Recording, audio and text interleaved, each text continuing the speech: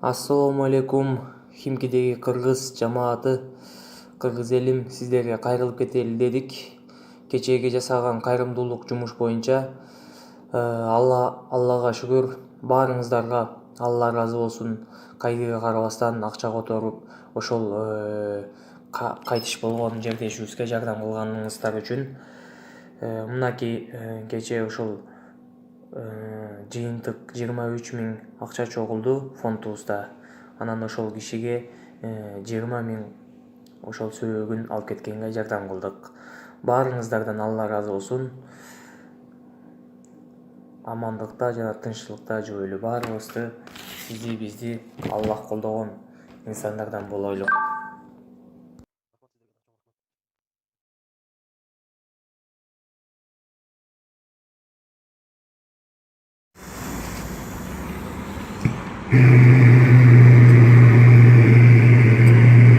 Ошо Муса